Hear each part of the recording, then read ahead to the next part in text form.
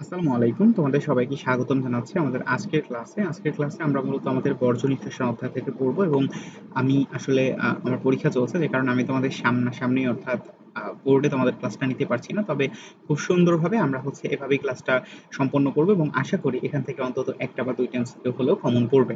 ওকে, so আমরা সামনে আগাচ্ছি। কিভাবে পড়বে তোমরা নিশ্চয়ই জানো প্রত্যেকে। আমরা আমাদের ডে 21 অর্থাৎ আমাদের 21তম দিনে চলে এসেছি এবং তোমরা আলহামদুলিল্লাহ 335টি এমসিকিউ, যদিও 334টা এমসিকিউ হওয়ার কথা ছিল, একটা বেশি হয়ে গিয়েছে। এই এমসিকিউটা তোমাদের একটা এক্সট্রা এমসিকিউ আমি জিজ্ঞেস করেছিলাম 100তম এমসিকিউতে, সেই এমসিকিউটা। সো 334টা এমসিকিউ আলহামদুলিল্লাহ আমাদের কমপ্লিট করার পরে আশা করি তোমরা প্রত্যেকেই বেশ ভালো একটা ধারণা নিয়ে ফেলেছো যে আমাদের আসলে কিভাবে পড়তে হবে বা অন্যান্য বিষয়গুলি। সো আমরা আমাদের বিএসসি শর্ট সিলেবাস এবং আমাদের যারা ডিপ্লোমা আছে তাদের জন্য গুরুত্বপূর্ণ যে টপিকগুলো আছে সেগুলো আমরা কমপ্লিট করেছি। আমরা 21তম দিন থেকে আমাদের ফুল সিলেবাস এবং আরো একবার রিপিটলি আমরা ক্লাসগুলো করব অন্য অন্য ভিন্ন ভিন্ন এমসিকিউতে, অর্থাৎ যে এমসিকিউ গুলো আমাদের জন্য খুব গুরুত্বপূর্ণ বলে মনে হয়। আচ্ছা, সো ডে 21, বিসমিল্লাহির রহমানির রহিম। একদম প্রথম প্রশ্নটা দেখো, একটা সংখ্যামূলক প্রশ্ন যে প্রতিটি বৃক্ষে আসলে নেফ্রন সংখ্যা কত। আমরা জানি যে বৃক্ষের কার্যকরী একক কিন্তু নেফ্রন। সো এখানে একটা বেশ ভালো ট্রিক্স হয় যে একজন মানব মানে একজন বলতে পারি যে মানব দেহে নেফ্রন সংখ্যা কত, তখন একটা উত্তর, আর প্রতি বৃক্কে নেফ্রন সংখ্যা কত, দুইটা ভিন্ন উত্তর। সো আমরা মোটামুটি সবারই জেনে গিয়েছি যে আমাদের মানব দেহে বা দুঃখিত, আমাদের আমরা যারা কি বলে তোমার বৃক্ক আমরা সম্পর্কে মোটামুটি ধারণা রাখি, তারা কিন্তু জানি যে আমাদের প্রত্যেকটা বৃক্ষে, অর্থাৎ আমাদের টোটাল দুইটা বৃক্ক আছে, তো প্রত্যেকটা বৃক্ষে আমাদের এই কার্যকরী একক নেফ্রনের সংখ্যা 10 থেকে 12 লক্ষ। কত লক্ষ? 10 থেকে 12 লক্ষ, রাইট? সো আমরা কিন্তু উত্তরটা একদম সঠিক করে ফেলেছি। সো তোমরা নিশ্চয়ই দেখতে পাচ্ছ যে নেফ্রনের যে মূল গাঠনিক এককটা সেটা আমরা এখানে দেখতে পাচ্ছি, এবং এখানে তোমরা আমাদের সেই বৃক্কের যে অন্তর্গঠন সবগুলো তথ্য তোমরা এখানে দেখতে পাচ্ছ। এবং তোমাদের কাজ হবে, তোমরা যখন ক্লাসটা করছো ঠিক সেই মুহূর্তে আমার সাথে, আমি তো তোমাদের এমসিকিউ সলভ করিয়ে দিচ্ছি অল্প সময়ের মধ্যে, বাট এখানে আমি যে তোমাদের বিভিন্ন ধরনের ব্যাখ্যার জন্য ছবি দিচ্ছি বা ভিজুয়ালাইজেশন করছি, এগুলো কিন্তু তোমার নিজের সাথে নিজে বোঝাপড়া করে তারপরে মনে রাখার চেষ্টা করতে হবে, রাইট?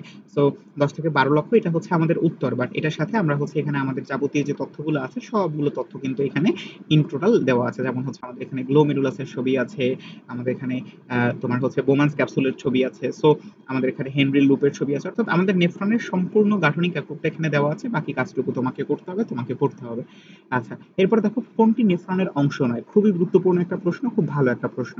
সো আমাদের নেফ্রনের অংশ নয়। সো তুমি যদি একটু আগের যে স্লাইডটা দেখো, তো এই স্লাইডটা যদি তোমার মোটামুটি ধারণায় থাকে, একটু আগে কিন্তু আমি তোমাকে বললাম যে এখানে তোমাকে সব ধরনের তথ্য আমি দিয়ে দিয়েছি। যেমন এখানে গ্লোমেরুলাসের ছবি আছে, আমাদের বোম্যান্স ক্যাপসুলের ছবি আছে, আমাদের হেনলির লুপ বা ইউ শেপ আকৃতির লুপ আছে, আমাদের সংগ্রাহী নালিকা আছে। তো আমাদের এখানে নাইটা কি? আমাদের এখানে নাই দেখো, আমাদের কিন্তু এখানে রেনাল পেলভিসটা এখানে উল্লেখিত নাই আমাদের নেফ্রনের অংশের মধ্যে। তাহলে আমাদের সঠিক উত্তরটা কি? সঠিক উত্তরটা আমাদের এই যে renal pelvis, right? So renal পেলভিসটা আমরা এখানে সঠিক উত্তর আকারে দাগাবো। সো রেনাল পেলভিস যদি আমাদের সঠিক উত্তর হয়, একদম কারেক্ট। তো তোমরা দেখো যে এখানে আরো একবার কিন্তু ছবিটা আমি দিয়ে দিয়েছি, অর্থাৎ একটু আগে তোমাকে যে জিনিসটা আমি বুঝিয়ে বললাম সেই জিনিসটারই একটা প্রকৃত আমাদের বাস্তবতা আমরা এখানে দেখতে পেলাম, যে আসলে আমাদের বিগত বছর বা কোন একটা এমসিকিউ যদি ওইভাবে গুরুত্ব সহকারে পড়ি, আমাদের পরবর্তী এমসিকিউ কমন পড়ে যেতেও পারে ইনশাল্লাহ। আচ্ছা, এরপর দেখো, লুপ অফ হেনলি শরীরের নিম্নলিখিত কোন অংশের বা কোন অঙ্গের অংশ? খুবই সহজ, কারণ একটু আগে আমি পড়ে আসছি, আমি এখানে দেখে আসছি যে আমাদের যে হেনরির লুপ আছে, এই যে ইউ শেপটের হেনরির লুপ, এটা কিন্তু আমাদের কিসের অংশ? আমাদের বৃক্কের অংশ। সো এটা নিয়ে আমার আসলে কারোই কনফিউশন থাকার কথা না, সো আমি এখানে কনফিউশন রাখছি না। সো খুব সুন্দরভাবেই আমরা এখানে এটার উত্তর করে ফেললাম। সো আমার এখানে আসলে ক্লিক করতে একটু প্রবলেম হচ্ছে, তো তোমরা মোটামুটি আমাদের যদি কোনোটা স্কিপ হয়ে যায় তুমি নিজে বুঝে নিবা, সমস্যা নেই। ওকে, আচ্ছা, এটা ভুল ক্রমে যকৃৎ দেওয়া হয়েছে, কোনো সমস্যা নেই। আমাদের উত্তরটা কি?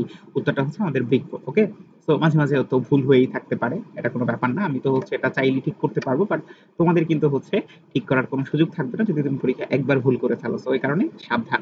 ওকে, সো এই যে দেখো, আমাদের খুব সুন্দরভাবে সম্পূর্ণ অংশটা তোমাকে ভিজুয়ালাইজ করে দেওয়া হয়েছে। আমাদের বোম্যান্স ক্যাপসুল, গ্লোমেরুলাস, আমাদের এই যে ডিসেন্ডিং লিম্ফ, আমাদের অ্যাসেন্ডিং লিম্ফ, এগুলো আবার একটু অন্য দিকের ব্যাপার। সো এই আমাদের সেই U shaped loop of Henley.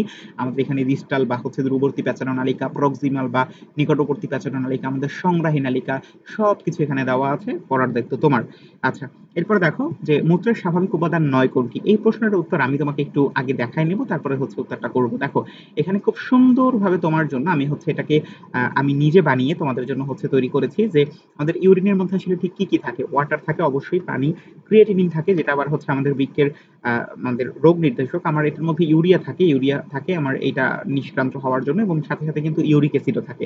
তাহলে আমাদের এই 4টা উপাদান বাদে আমার এখানে দেখো তো কোনটা নাই, এখানে কিন্তু হচ্ছে আমাদের উত্তর হিসেবে আমরা বলতে পারি যে আমাদের বিলিরুবিন কিন্তু এটার মধ্যে আমরা লক্ষ্য করতে পারছি না, রাইট? সো এই কারণে আমাদের উত্তরটা কি হবে? আমাদের উত্তরটা হবে আমাদের এই যে দেখো, যে আমাদের এখানে দেখো যে ক্রিয়েটিনিন আর ক্রিয়েটিন দুইটা কিন্তু কাছাকাছি জিনিসই, জাস্ট হচ্ছে একটা কনভার্সন হবে। ওকে, সো তোমার এটা নিয়ে খুব বেশি চিন্তা করতে হবে না, বাট তুমি এটুকু জানো যে আমাদের এই 4টা ব্যতীত আমাদের কিন্তু হচ্ছে যেটা থাকবে সেটাই হচ্ছে আমাদের উত্তর। তাহলে বিলিরুবিন কি? বিলিরুবিন হচ্ছে আমাদের একটা হলুদ, এই যে হলুদ বর্ণের জন্য দায়ী, বাট এটা কিন্তু হচ্ছে আমাদের মূত্রের স্বাভাবিক উপাদানের মধ্যে এটা উল্লেখিত নয়, রাইট? ওকে, ঠিক আছে, ভেরি গুড। পরবর্তী প্রশ্ন চলে আসে। পরবর্তী প্রশ্ন বলছে যে স্বাভাবিক মূত্রের রং হালকা হলুদ হওয়ার জন্য দায়ী কোনটি? দুইটা খুবই গুরুত্বপূর্ণ এমসিকিউ আছে আমাদের জন্য, একটা হচ্ছে ইউরিক ক্রোম আর একটা হচ্ছে ইউরিন নোড। সো ক্রোম বলতে তোমরা কি বোঝো? তোমার ফোনে যে ক্রোম অ্যাকাউন্টটা আছে বা ক্রোম ব্রাউজারটা আছে, তুমি যদি সেখানে যাও তাহলে দেখবে সেখানে কিন্তু অনেকগুলো রং আছে, রাইট? সো রঙিন একটা অবস্থা। তো সেই রঙিন অবস্থার কারণে আমরা সেটাকে বলি হচ্ছে ক্রোম। ক্রোম মানে কি? ক্রোম মানে হচ্ছে রঙিন। তাহলে আমাদের এই যে রং হালকা হলুদ বা যে কালারই হোক না কেন, সেটা কি রঙিন হয়ে গেছে? তো রঙিন হওয়ার কারণটা কি? রঙিন হওয়ার কারণ হচ্ছে আমাদের এই ইউরোক্রোম, রাইট? তো এই রঙিন হওয়ার কারণ কি? রঙিন হওয়ার কারণ হচ্ছে আমাদের এরকম, এটা হচ্ছে আসলে ঠিক আহ, তোমার কি বলে এটাকে, ক্লিকটা কেন হচ্ছে না আমি বুঝতেছি না। যাই হোক, তো ইউরোক্রোম হচ্ছে কি? ইউরোক্রোম হচ্ছে আমাদের এই মূত্রের রং হালকা হলুদ হওয়ার জন্য দায়ী। তো সঠিক উত্তর কি? এটা সঠিক উত্তর হচ্ছে ইউরোক্রোম। তাহলে ইউরোনোট কিসে কাজে লাগে? ইউরোনোট কিন্তু কাজে লাগে আমাদের কিসে? আমাদের এই যে মূত্রের একটা ঝাঁঝালো মানে ধর্ম আছে না, ঝাঁঝালো ঝাঁঝালো। তো এই ঝাঁঝালো ধর্মের কারণেই কিন্তু হচ্ছে আমাদের, মানে ধর্মের কারণটা হচ্ছে আমাদের ইউরিনোড নামক একটা মানে বর্ণ পদার্থ, দুঃখিত, একটা পদার্থ আর কি। আমাদের বর্ণ তো হচ্ছে ইউরোক্রোমের ক্ষেত্রে প্রযোজ্য হবে। ওকে, তো কথাটা বলা হয় এরকম যে ইউরোক্রোমের কারণে আমাদের মূত্রের বর্ণ হচ্ছে খর বর্ণের হয়। খর মানে হচ্ছে হালকা হলুদ বর্ণ। আচ্ছা, তো এই দেখো যে খুব সুন্দরভাবে দেওয়া আছে যে ইউরোক্রোমের কারণে তোমার কিন্তু এটার বর্ণ কি হয়? হালকা হলুদ হয়ে থাকে। আচ্ছা, এরপর দেখো বৃক্ষের গঠন এবং কাজের একক কি? এটা নিয়ে আসলে কারোই কনফিউশন থাকার কথা না, যে বৃক্ষের গঠন এবং কাজের একক হচ্ছে আমাদের নেফ্রন, যার কারণেই কিন্তু হচ্ছে আমরা প্রথম থেকে এই নেফ্রন কথাই বলে আসছি। ওকে, তো এখানে দেখো নেফ্রন সম্পর্কে খুব সুন্দরভাবে বলা আছে। নেফ্রনের কাজগুলা কি? নেফ্রনের কি আরো একবার তোমার সামনে উপস্থাপন করা হয়েছে। এটার কাজ কি? ফিল্টার করে ব্লাড, তারপরে হচ্ছে ইউরিন প্রডিউস করে, যেটা হচ্ছে তার অন্যতম গুরুত্বপূর্ণ কাজ, এবং অবশ্যই কিন্তু সে মেনটেন করে ব্যালেন্স, অর্থাৎ আমাদের বিভিন্ন ইলেকট্রোলাইট, তারপরে হচ্ছে আমাদের দেহের বিভিন্ন তরল, পিএইচ, এগুলাকে কিন্তু হচ্ছে সে ব্যালেন্স করে থাকে। ওকে, আচ্ছা, তারপরে দেখো মূত্রের পিএইচ কত? তো মূত্রের পিএইচ দেখো তোমাকে হচ্ছে, দুঃখিত, এক সেকেন্ড দাঁড়াও। তো মূত্রের পিএইচ কত? এটা কিন্তু হচ্ছে আমরা মোটামুটি সবাই জানি যে মূত্রের পিএইচ কিন্তু হচ্ছে কিছুটা অ্যাসিডিক, রাইট? সো কিছুটা অ্যাসিডিক হওয়ার কারণে আমরা হচ্ছে ধরেই নিচ্ছি যে আমাদের মূত্রের যে পিএইচ আছে, এই পিএইচটা কিন্তু হচ্ছে আমাদের এই দুইজনের মধ্যে হওয়ার কথা, বাট এই মূত্রের পিএইচটা কিন্তু হচ্ছে একটা রেঞ্জ এর মধ্যে রাখা, রাইট? সো এটার উত্তরটা কি হবে? এটার উত্তরটা হবে 4.5 থেকে 8 পয়েন্ট পর্যন্ত, রাইট? সো মূত্রের পিএইচ কত? মূত্রের পিএইচ হচ্ছে 4.5 থেকে 8 পর্যন্ত। তো আমাদের কিন্তু পিএইচ গুলো অনেক গুরুত্বপূর্ণ, অনেক সময় আমরা দেখে থাকি যে পিএইচ সংক্রান্ত প্রশ্ন আমাদের সামনে চলে আসে। সো 4.5 থেকে 8 পর্যন্ত হচ্ছে আমাদের মূত্রের পিএইচ। ওকে, আচ্ছা, এরপর দেখো যে আমাদের পরবর্তী প্রশ্ন যে বৃক্ক আসলে দেখতে কেমন, রাইট? সো বৃক্ক দেখতে, এটা কিন্তু আমরা হচ্ছে ক্লাস 8 থেকেই পড়ে আসতেছি যে বৃক্কটা দেখতে কিন্তু মূলত আমাদের শিম বীজের ন্যায়, অর্থাৎ আমরা যারা মোটামুটি সবাই শিম বীজ মানে খেয়ে ফেলছি ইতিমধ্যে, যেহেতু আমরা যথেষ্ট বড় হয়েছি। তো সিম বীজের মতো দেখতে কিন্তু হচ্ছে আমাদের বৃক্ক। সো এই যে একটা সিম বীজের মতো দেখতে কিন্তু আমাদের এই বৃক্কটা, অর্থাৎ বৃক্কের যে যাবতীয় অন্তর্গঠন বা বৃক্কের যে একদম ক্লোজ যে বাহ্যিক অন্তর্গঠনটা, সরি বাহ্যিক গঠনটা, সেটা কিন্তু হচ্ছে সিম বীজের মতো। ওকে, এটাই হচ্ছে বোঝানো হয়েছে। পরবর্তী দেখো যে রক্তের রেচন বর্জ্য বৃদ্ধি পাওয়াকে কি বলা হয়? সো একটা জিনিস মাথায় রাখবা যে রক্ত কথাটা দেখলেই তোমার মাথায় চলে আসবে মিয়া কথাটা। কোন কথাটা? মিয়া কথাটা। সো মিয়া থাকলেই বা এমিয়া থাকলেই তোমার বুঝতে হবে সেটা রক্ত। এখন দেখো কথা হচ্ছে যেখানে তিনটেই তো আমার হচ্ছে কি আছে, তিনটেই হচ্ছে আমার মিয়া আছে। So, তিনটেই যদি মিয়া থাকে তাহলে তো সমস্যা। আমাকে বলা হয়েছে যে রক্ত কথা বললেই আমি হচ্ছে মিয়া দেখবো। সো মিয়া দেখলাম ভাইয়া, কিন্তু মিয়া তো আছে তিনটাতে, উত্তর কোনটা? উত্তর কি 4 নাম্বারটা? অবশ্যই না। দেখো বলছে রক্তে রেচন বর্জ্য বৃদ্ধি পাওয়া। রেচন বর্জ্য মানে কি? রেচন বর্জ্য মানে হচ্ছে নাইট্রোজেন ঘটিত বর্জ্য পদার্থ। তো আমরা সবাই জানি যে নাইট্রোজেন ঘটিত বর্জ্য পদার্থ, সবাই না জানলেও আমরা যারা রসায়ন করেছি তারা মোটামুটি সবাই জানি যে নাইট্রোজেন ঘটিত বর্জ্য পদার্থ বা নাইট্রোজেন সংক্রান্ত কিছু হলে সেটাকে আমরা অ্যাজো বলে চিনি। তাহলে অ্যাজোটেমিয়া হবে কি? অ্যাজোটেমিয়া হবে আমাদের সঠিক উত্তর। কারণ কারণ মিয়া হচ্ছে আমাদের রক্ত সংক্রান্ত আর অ্যাজো হচ্ছে আমাদের নাইট্রোজেন সংক্রান্ত, দুটো মিলে রক্তে নাইট্রোজেন বর্জ্য পদার্থ বা রেচন বর্জ্য বৃদ্ধি পাওয়াটাই আমাদের অ্যাজোটেমিয়া। ওকে, সো এই যে দেখো অ্যাজোটেমিয়া, ঠিক আছে? আচ্ছা, রাইট। এরপর দেখো বৃক্কের আবরণকে কি বলা হবে, আমরা মোটামুটি সবাই জানি যে আমাদের যদি পেরি থাকে তাহলে সেই পেরি মানে হচ্ছে পার্শ্ব, কার্ডিয়াম থাকলে সেটা হচ্ছে আমাদের কি, কার্ডিয়াম থাকলে সেটা হচ্ছে আমাদের হৃৎপিণ্ড সংক্রান্ত, এই কারণে পেরিকার্ডিয়াম মানে হচ্ছে আমাদের হৃৎপিণ্ডের আবরণ, প্লুরা হচ্ছে আমাদের ফুসফুসের আবরণ, গ্লিসান্স ক্যাপসুল হচ্ছে কি, গ্লিসান্স ক্যাপসুল হচ্ছে আমাদের যকৃতের আবরণ, বাকি থাকে কি রেনাল ক্যাপসুল। রেনাল কথাটা দেখলে আমাদের মাথায় রাখতে হবে যে রেনাল কথাটা মানেই হচ্ছে বৃক্কের আবরণ। রেনাল কথাটা মানে কি, রেনাল কথাটা মানে দুঃখিত, মানে রেনাল কথাটা মানেই হচ্ছে বৃক্ক সংক্রান্ত, আর আমাদের এখানে আবরণ বলতে আমরা হচ্ছে ক্যাপসুল দ্বারা এটাকে চিহ্নিত করেছি, রাইট? সো এই হচ্ছে আমাদের সেই রেনাল ক্যাপসুল, এই যে বাইরের আবরণটাই কি আমাদের রেনাল ক্যাপসুল। ওকে, এরপর দেখো মূত্র সৃষ্টির ধাপ কয়টি। মূত্র সৃষ্টির ধাপ কিন্তু আমরা খুবই গুরুত্ব সহকারে পড়বো, কারণ হচ্ছে অনেক সময় মূত্র সৃষ্টির ধাপ সরাসরি জিজ্ঞেস করে দেয়, আবার জিজ্ঞেস করে যে নিচের কোনটি মূত্র সৃষ্টির ধাপ নয়। তো একটু দেখো যে মূত্র সৃষ্টি হয় তিনটা ধাপে, অতি সূক্ষ্ম পরিস্রাবণ, টিউবুলার পুনঃশোষণ এবং সক্রিয় ক্ষরণ। এই তিনটা প্রসেসের মাধ্যমে আমার মূত্রটা সৃষ্টি হয়। তাহলে সঠিক উত্তর কি, সঠিক উত্তর হচ্ছে আমাদের তিনটি উপায়ে আমাদের মূত্রটা সৃষ্টি হয়ে থাকে। ওকে, এরপর দেখো পরবর্তী প্রশ্ন যে ডায়ালাইসিস কয় প্রকার হয়ে থাকে। তো ডায়ালাইসিস কিন্তু আমরা মোটামুটি সবাই জানি যে ডায়ালাইসিস দুই প্রকার হয়ে থাকে। কি কি প্রকার, একটা হচ্ছে হিমোডায়ালাইসিস আর একটা হচ্ছে পেরিটোনিয়াল ডায়ালাইসিস। তো হিমো যেটা হচ্ছে রক্তের আমাদের যে যাবতীয় কি বলতে পারি, আমাদের রক্তের যে তোমার বর্জ্য পদার্থ আছে, সেই বর্জ্য পদার্থের যে এক্সচেঞ্জ, সেই হেমোডায়ালাইসিস, আর হচ্ছে কি পেরিটোনিয়াল ডায়ালাইসিস। তো এই দুই ধরনের ডায়ালাইসিস কিন্তু হচ্ছে আমরা দেখে থাকতে পারি আমাদের ডায়ালাইসিসের, অর্থাৎ যাদের বৃক্ক বিকল হয়ে যায় তাদের কিন্তু হচ্ছে ডায়ালাইসিস করার মাধ্যমে কি করতে হয়, তাদের কিন্তু যে রেচন বর্জ্য আছে সেটা দেহের বাইরে নিষ্কান্ত করতে হয়। তো এই ডায়ালাইসিস কয় প্রকার হয়ে থাকে, দুই প্রকার হয়ে থাকে।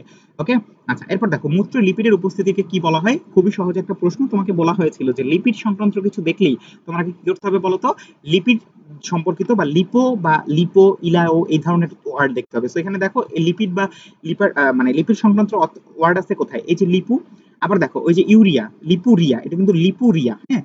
সো ইউরিয়া মানে কি, ইউরিয়া মানে হচ্ছে আমাদের যে মূত্রে থাকে ইউরিয়া গুরুত্ব প্রধান উপাদান। সো উত্তর হবে কি লিপুরিয়া। তার মানে তুমি যদি ওয়ার্ড জানো তোমার কিন্তু এইসব উত্তর করা কোনো ব্যাপারই না।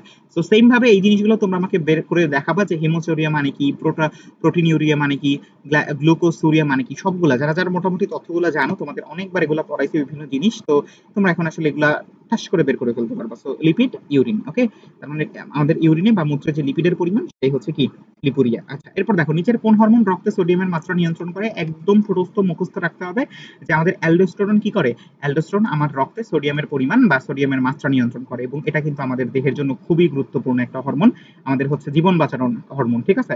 তো এই অ্যালডোস্টেরন হচ্ছে আমাদের কি রক্তে সোডিয়ামের মাত্রা নিয়ন্ত্রণ করে, অর্থাৎ ইলেকট্রোলাইটের মাত্রা নিয়ন্ত্রণ করে। ওকে, আচ্ছা এরপর দেখো যে চক্রের মাধ্যমে ইউরিয়া তৈরি হয়, তোমরা নিশ্চয়ই জানো যে আমাদের যকৃতে কিন্তু হচ্ছে ইউরিয়া তৈরি হয়। আবার কিন্তু ভুল করো না যে আমাদের ইউরিয়া কোথায় তৈরি হয় ভাইয়া, ইউরিয়া তৈরি হয় কিন্তু আমাদের যকৃতে, কিন্তু নিষ্কান্ত হয় আমাদের বৃক্ক বা হচ্ছে কিডনির মাধ্যমে। তো ইউরিয়া তৈরি হয় কোথায়, যকৃতে, এবং কোন চক্রের মাধ্যমে, অর্নিথিন চক্রের মাধ্যমে। কিভাবে, ডিঅ্যামিনেশন প্রক্রিয়া। ডিঅ্যামিনেশন প্রক্রিয়া মানে কি, অ্যামিনো গ্রুপের মাইনাস বা হচ্ছে অ্যামিনো গ্রুপের বিয়োগ, ঠিক আছে। ডি মানে কি, ডি মানে হচ্ছে অনেকবার বলছি যে ডিলিট। তো সেই ডিলিট করার মাধ্যমে আমাদের এই যে চক্রটার মাধ্যমে এটা সংঘটিত হয় সেটাকে আমরা বলি হচ্ছে অর্নিথিন চক্র। কি চক্র, অর্নিথিন চক্র। তাহলে এটা সঠিক উত্তর কি, এটা সঠিক উত্তর হচ্ছে আমাদের অর্নিথিন চক্র। Very good. ওকে, পরবর্তী দেখো নিচের কোনটি বৃক্কের রোগ নির্ণয়ের নির্দেশক। অর্থাৎ এখানে এমন একটা আমাদের হচ্ছে পদার্থ আছে যেটা হচ্ছে আমাদের মূত্রে থাকে, এবং এটা যদি আমাদের হচ্ছে বৃদ্ধি পায় তাহলে কিন্তু হচ্ছে আমাদের আসলে মানে বৃক্কের কোনো সমস্যা হয়েছে বলে আমরা আইডেন্টিফাই করতে পারবো। তো একদম প্রথমেই বলে আসছিলাম যে ক্রিয়েটিনিন কিন্তু আমাদের বৃক্কের রোগ নির্ণয়ের নির্দেশক। তো এটা খুবই গুরুত্বপূর্ণ একটা এমসিকিউ, আশা করি তোমরা হচ্ছে এটা খুব ভালো করে মাথায় রাখবা। আচ্ছা এরপর দেখো এরিথ্রোপয়েটিন। এরিথ্রোপয়েটিন হরমোনটার কাজ কি, ইরেথ্রো কথাটা দেখলেই মনে করতে বলছি যে ইরিথ্রা মানে কি, ইরেথ্রো মানে হচ্ছে আমাদের লোহিত, অর্থাৎ লোহিত রক্তকণিকার জন্য যে সংঘটিত যে আমাদের হরমোনটা আছে সেটাকে আমরা বলি হচ্ছে এরিথ্রোপয়েটিন। তো এটা কোত্থেকে খরিত হয়, আমরা নিশ্চয়ই আমাদের যখন কোষ বিভাজন অধ্যায় পড়েছি তখন মনে আছে নিশ্চয়ই যে আমাদের কিডনির কিন্তু হচ্ছে একটা গ্রোথ ফ্যাক্টর তৈরি করে দিতে হয়, যে গ্রোথ ফ্যাক্টর তৈরি করার মাধ্যমে সে হচ্ছে এরিথ্রোপয়েটিন হরমোন ক্ষরণ করে, এবং আমাদের লোহিত রক্তকণিকার পরিমাণ বা হচ্ছে লোহিত রক্তকণিকা অস্থিমজ্জা থেকে প্রোডাকশন মাত্রাটা বৃদ্ধি পায়।